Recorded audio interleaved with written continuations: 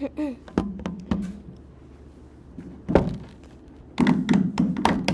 이렇게 부서지는 소리가?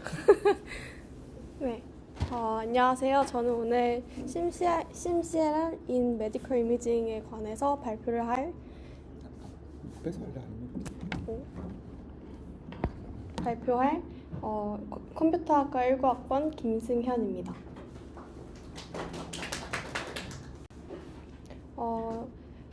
전형적으로 분야를 따지자면 셀프 슈퍼바이즈드 러닝에 대해서 발표를 할 건데요. 제가 원래 이 분야를 공부하던 건 아니고 요즘에 참여하고 있는 프로젝트에서 조금 공부할 일이 생겨서 간단히 읽어보았습니다. 먼저 셀프 슈퍼바이즈드 러닝은 슈퍼바이즈드 러닝의 성능을 좀 더 올리기 위해서 레이블되지 않은 데이터를 사용하는 방법론인데요.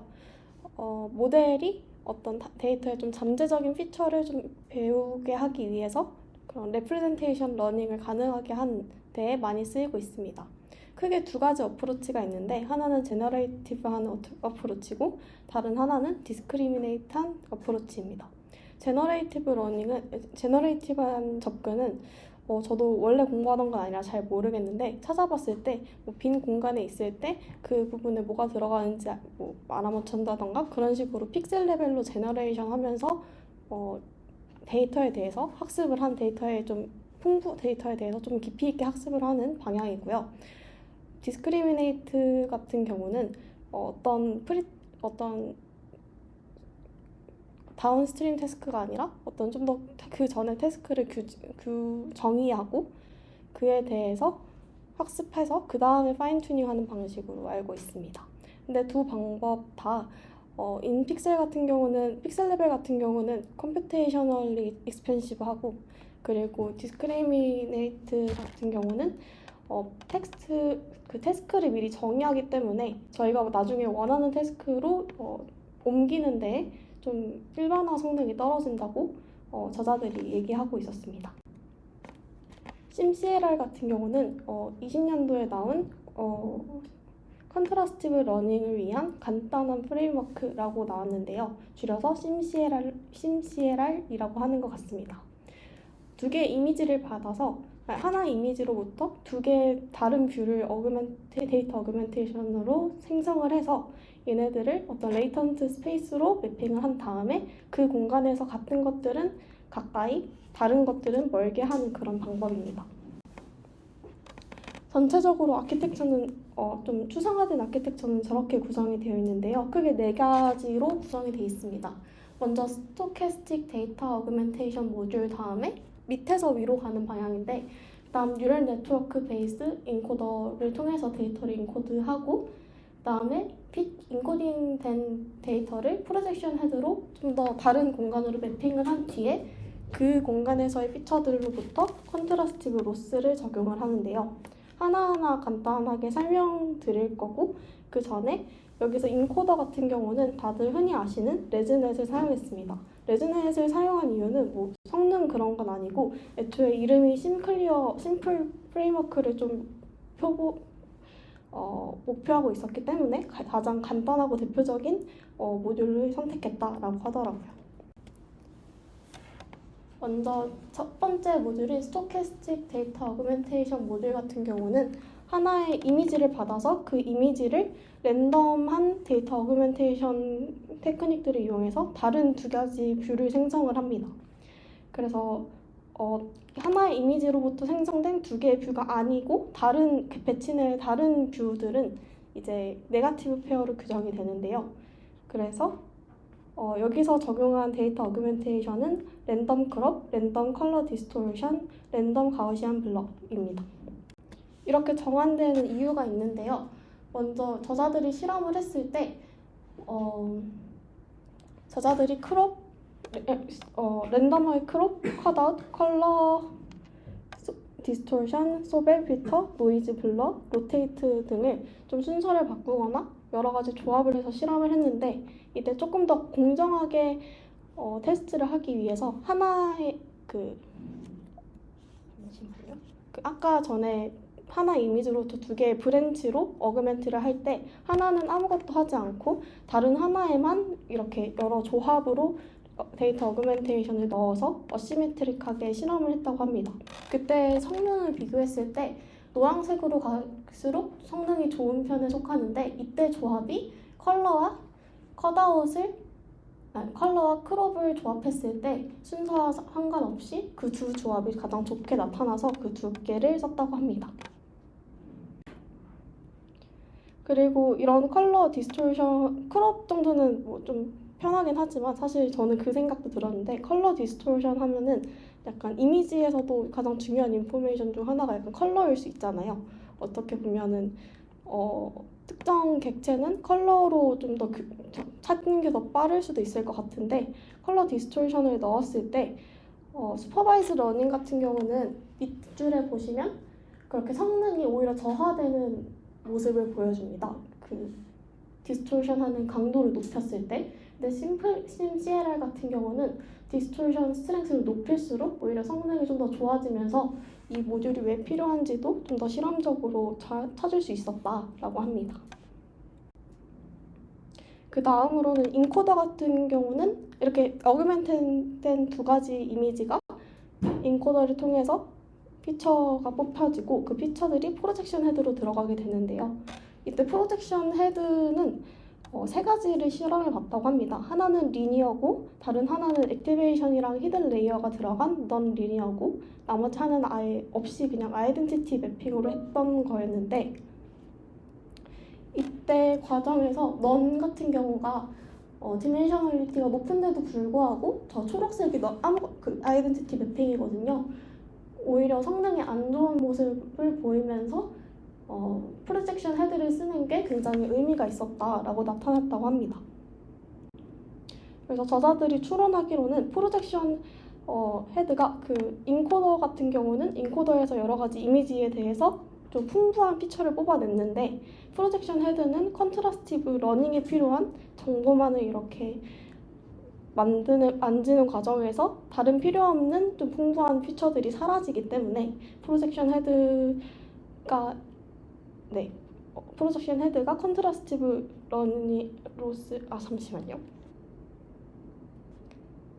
컨트라스티브 로스에는 좋지만 이제 추후에 활용할 때 예를 들어 이 심CLR을 좀 더 트랜스퍼 러닝에 활용을 할 때는 컨트라스티브 로스에 적합한 프로젝션 헤드는 빼고 인코더 부분에서의 아웃풋을 쓰라고 권고를 하고 있었습니다. 그래서 컨트라스티브 로스 같은 경우는 이렇게 정의되는데요. 프로젝션 헤드를 통해서 인베딩된 피처에서 코사인 시밀러리티를 재서 두 번째 줄과 같이 포지티브 페어에 대해서 크로스 엔트로피로 이 코사인 시밀러리티가 어떤지를 잽니다. 그래서 마지막으로 배치에서 데이터는 네거티브 로스는 따로 하지 않고 포지티브 페어에 대해서 순서만 바꿔서 두 번 이렇게 로스를 총합하게 되는데요. 제 기억으로는 그 지난주에 은하님이 발표하셨던 트리플렛 로스 같은 경우는 네거티브 페어랑 포지티브 페어를 둘 다 로스를 정의를 했지만 여기서는 배치 사이즈를 키움으로써 한 배치에서의 네거티브 페어를 굉장히 많이 늘렸어요. 여기서 8,000 정도의 배치 사이즈에서는 한 포지티브 페어당 16,000 정도의 네거티브 페어가 생성이 된다고 하는데 이때 크로스 엔트로피에서 좀 더 다른 네거티브 페어랑 멀어지는 효과를 볼 수 있었다고 합니다. 굳이 트리플렛을 하지 않더라도.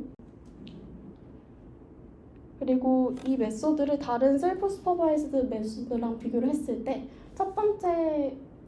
두 번째 그 공간 같은 경우는 또 다른 셀프 슈퍼바이즈드 메소드지만 레즈넷 50이라는 같은 아키텍처를 사용했을 때 당연할 수도 있지만 성능이 가장 좋았고 그 다음에는 아키텍처가 달라졌을 때 좀 크기도 달라지고 그랬을 때도 꽤 좋은 성능을 0.2에서 0.1 정도 더 0.5에서 0.3 정도 높은 성능을 보여줬다고 합니다. 네. 라벨 프로파게이션이라고 돼 있잖아요. 두 번째 목급. 네. 그 라벨 프로파게이션은 뭘 말하는지. 죄송하지 저도 그걸 좀 찾아봐야 될 것 같아요. 아마 여기서 레프레젠테이션 러닝에선 언레이블 데이터로 학습할 수 있는데 여기서 다른 거는 다른 기법을 이용해서 언레이블드 데이터를 학습한 게 아닌가 싶긴 한데 저도 다음에 찾아서 네. 라벨 위에 거는 라벨 조금 준 거고 밑에 건 안 준 거예요. 필수 매치가 제가 많이 봐서 제 라벨을 한 10%도 주는 애가 있어요.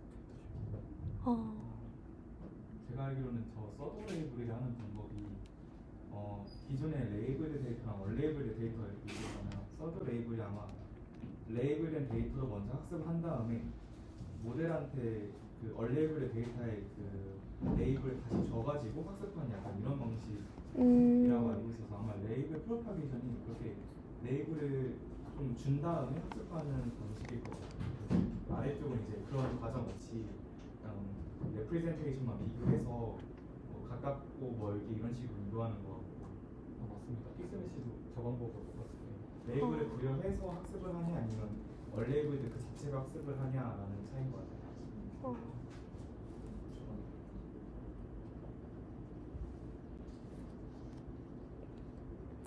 나중에 그 리뷰할 때 저도 찾아서 더 좀 정리를 해두도록 할게요. 더 있으신가요? 그러면 저 발표 마무리하도록 하겠습니다. 들어주셔서 감사합니다.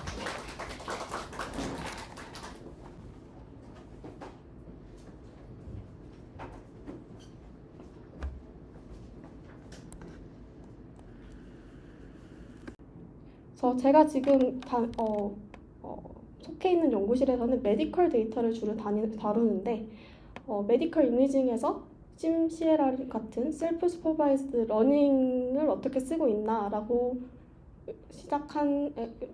의문을 가지면서 이 논문을 읽게 됐었는데요.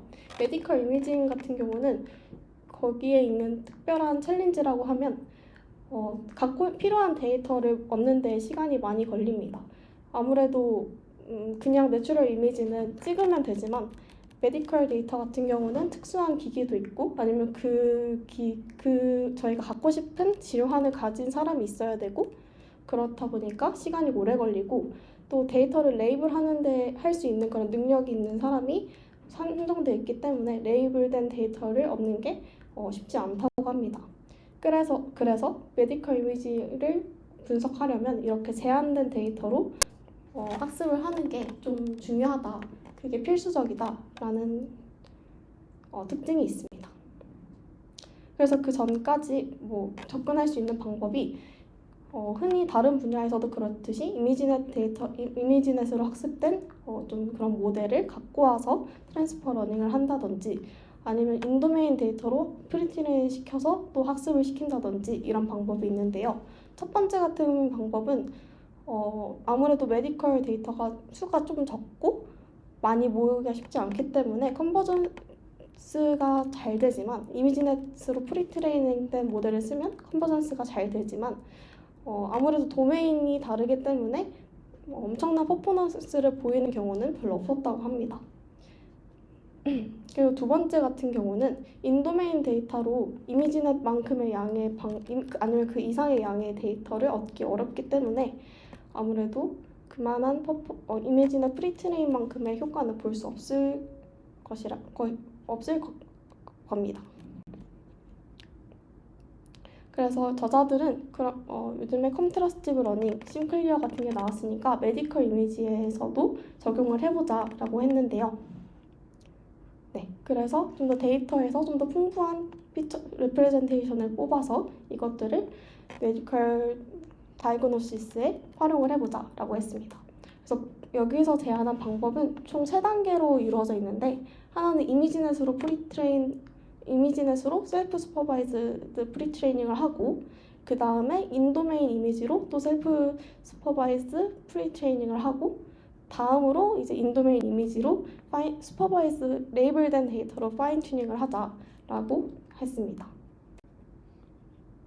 그리고 여기서 심CLR을 좀 더 제너럴라이즈 해서 마이클이라는 컨트라스티브 러닝 프레임워크를 제안을 했는데요. 메디컬 이미지 같은 경우는 아무래도 한 환자당 여러 뷰나 아니면 다른 각도 아니면 다른 환경에서 찍은 사진들이 그런 데이터가 좀 많다고 합니다. 제가 지금 참여하고 있는 프로젝트에서도 한 환자당 10장 정도 다르게 찍는 경우도 있었어요. 그래서 그런 거를 데이터 어그멘테이션으로 보고 심CLR에서는 한 이미지에서 그냥 데이터 어그멘테이션 기법을 적용해서 다른 포지티브 페어를 만들었지만 여기서는 그렇게 한 환자에서 다르게 찍힌 사진들을 묶어서 그 중에서 뽑아서 포지티브 페어로 만들자라고 했습니다. 이렇게 하게 되면 아무래도 좀 더 실제스러운 데이터 어그멘테이션이 가능하기 때문에 뷰 포인트가 바뀌거나 아니면 밝기가 바뀌거나 아니면 다른 요인들이 바뀌었을 때도 좀 더 로버스트한 모델이 만들어질 수 있을 것이다 라고 했습니다. 그래서 예를 들면 이게 한 환자 각각의 블럭이 한 환자한테서 다른 조건으로 찍은 그런 사진들인데요. 저희가 보기에는 비슷비슷하게 생겼네 라고 알 수 있지만 조금 더 그림자가 지는 게 다르다던가 아니면 전체적으로 보이는 모양이 다르다던가 라는 거를 확인하실 수 있을 겁니다.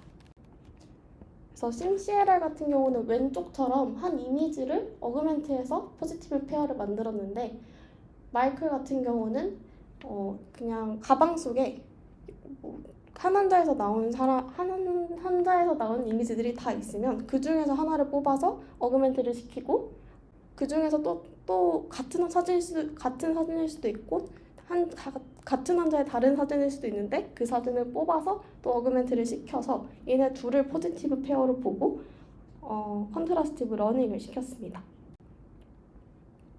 그래서 다시 스텝을 정리하자면 내추럴 이미지로 비지도 학습을 하고 그다음 마이클이나 심CLR로 메디컬 데이터로 비지도 학습을 하고 그 다음에 저희가 흔히들 쓸 수 있는 그런 슈퍼바이즈드 파인 튜닝을 했다고 합니다. 그래서 퍼포먼스를 말씀드리자면 크게 두 가지 태스크로 실험을 했는데요. 하나는 피부 질환을 확인하는 그런 데이터셋이 있어서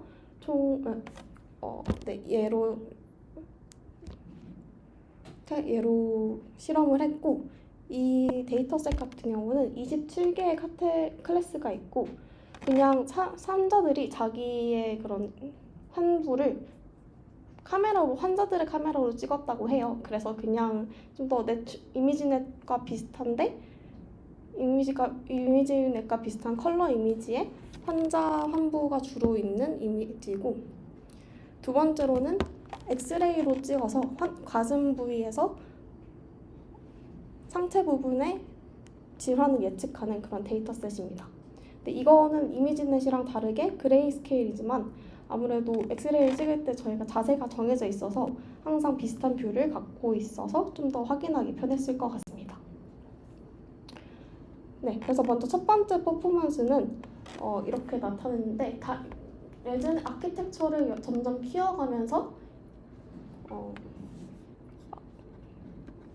이렇게 이미지넷으로만 프리트레이닝도 해보고 인도메인 데이터셋으로만 비지도 학습 프리트레인 해보고 그다음 이미지넷 다음에 인도메인으로도 프리트레이닝을 해봤습니다.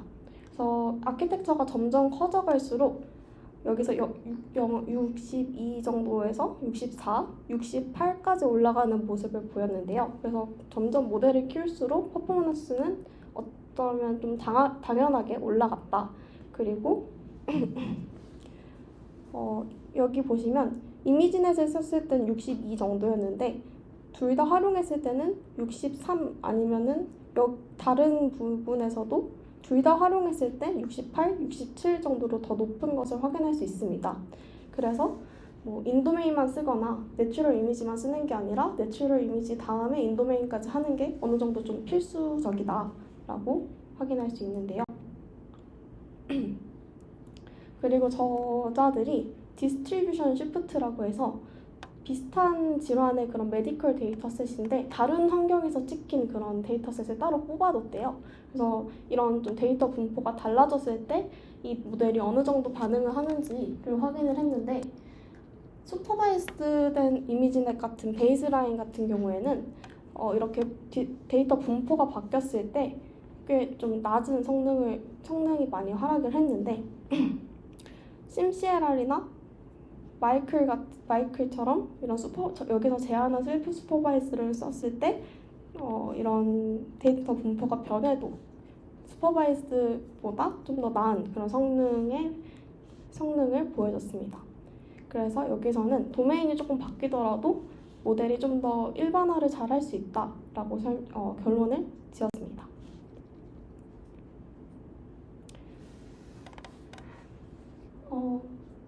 그 다음에 슈퍼바이스드 된 모델이랑 심CLR이랑 이런 것들을 비교를 했을 때 확실히 성능이 0.7에서 0.2 아니면은 0.1 정도, 여기는 조금 간소하긴 하지만 어느 정도 꽤 괜찮은, 학습 기법을 바꿨는데도 꽤 괜찮은 성능을 보여줬다고 합니다. 마지막으로 아까 심CLR에서 마지막에 있었던 거랑 비슷하게 데이터셋에서 레이블된 데이터의 수를 줄였을 때 성능이 어떻게 변하는지를 확인을 한 건데, 위에 같은 경우는 아까 피부 질환을 확인을 한 거고, 맨 위에가 마이클, 그 다음 심CLR, 맨 밑에가 파란색이 슈퍼바이스드 베이스라인입니다. 베이스라인은 레이블 프랙션이 좀 줄일 때마다 좀 급격하게 좀 많이 떨어지는데, 비지도 학습으로 한 것 중 특히 마이클 같은 경우는 제일 상위에서 꽤 레이블이 좀 떨어지더라도 베이스라인보다는 성능이 그렇게 떨어지지 않는 그런 결과를 두 데이터셋에서 모두 보여줬습니다. 특히 마이클 같은 경우는 한 20-30% 정도에서 또 베이스라인의 100% 활용했을 때 성능을 보여주면서 좀 더 그런 레이블된 개수가 적어도 성능이 잘 나온다라는 거를 설명을 해줬는데요. 아까 말씀드렸다시피 메디컬 데이터셋은 레이블된 데이터를 구하기가 어렵기 때문에 이렇게 언레이블드 데이터가 많더라도 성능이 잘 나온다는 거는 이런 세미 슈퍼바이스드 러닝이 메디컬 데이터셋에서 잘 활용될 수 있다는 그런 가능성을 보여준다고 생각을 했습니다. 마무리를 하자면 먼저 비지도 학습은 좀 더 데이터에 대해서 좀 더 어느 특정한 태스크가 아님으로써 좀 더 다풍부한 피처를 뽑을 수 있다고 생각을 했고요. 그 다음에 컨트라스티브 러닝은 그 전에서 비지도 학습을 위한 태스크에만 제한되지 않고 좀 더 자유롭게 러닝을 할 수 있겠구나 라고 느꼈습니다.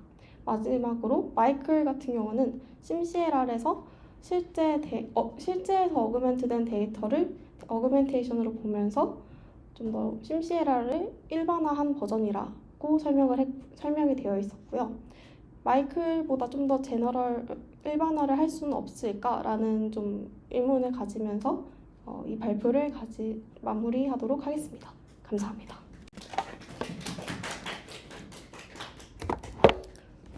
네, 한지성님 먼저.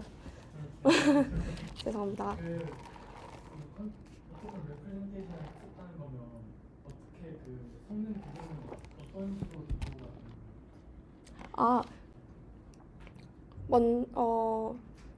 셀프 슈퍼바이즈드 러닝으로 학습을 한 다음에 클래시피케이션 태스크에 파인 튜닝을 해서 그 성능을 비교를 했다고 합니다.